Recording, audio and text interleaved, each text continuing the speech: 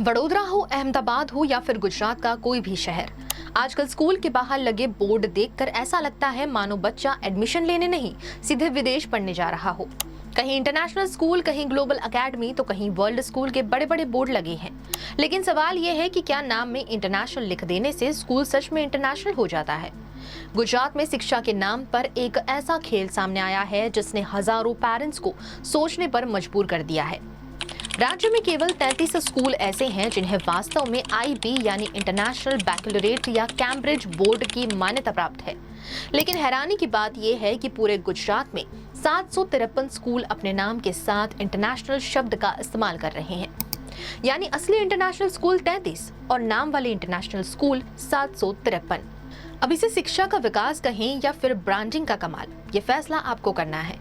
स्थिति ऐसी है कि माता पिता स्कूल का नाम पढ़ते हैं और सोचते हैं कि उनके बच्चे को विदेश स्तर की शिक्षा मिलने वाली है।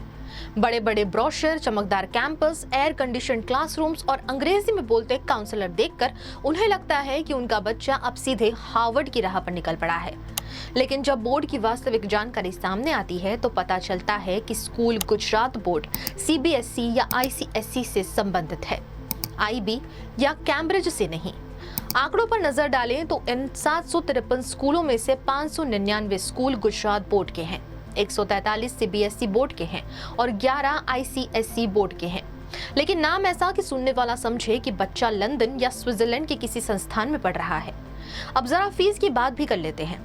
फीस रेगुलेशन कमेटी के आंकड़ों के अनुसार इन स्कूलों की औसत वार्षिक फीस लगभग 1.25 लाख रुपए है।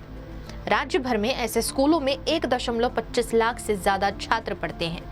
इसका मतलब है कि हर साल लगभग 1250 करोड़ रुपए का फीस कलेक्शन इसमें होता है। यानी यहाँ शिक्षा के साथ साथ इंटरनेशनल शब्द भी कमाई का एक बड़ा जरिया बन गया है, क्योंकि नाम जितना बड़ा, फीस उतनी ज्यादा और माता पिता की उम्मीदें उससे भी ज्यादा। दिलचस्प बात यह है कि महाराष्ट्र सरकार ने दिसंबर 2025 में इस पर सख्त कदम उठाया। वहां शिक्षा विभाग ने साफ निर्देश दिया कि जो स्कूल IB या कैम्ब्रिज बोर्ड से संबंधित नहीं है वो अपने नाम में इंटरनेशनल या ग्लोबल शब्द का इस्तेमाल नहीं कर सकते। नियम तोड़ने वालों पर जांच और कार्यवाही भी शुरू कर दी गई है। अब गुजरात में भी इस मुद्दे ने तुल पकड़ लिया है।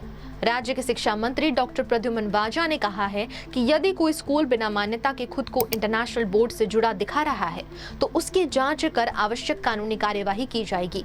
लेकिन सबसे बड़ा सवाल ये है कि आखिर अभिभावक क्या करें? विशेषज्ञों का कहना है कि केवल स्कूल का नाम देखकर प्रभावित न हो। एडमिशन लेने से पहले स्कूल का IB कोड चेक करें।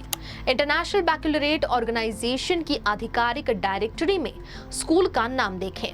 स्कूल के एफिलिएशन डॉक्यूमेंट्स मांगे और ये भी जांच करें कि मान्यता केवल किसी एक स्तर की है या पूरे स्कूल की है, क्योंकि आज के दौर में इंटरनेशनल शब्द बोर्ड पर लिखना आसान है, लेकिन वास्तव में इंटरनेशनल स्तर की शिक्षा देना उतना आसान नहीं है।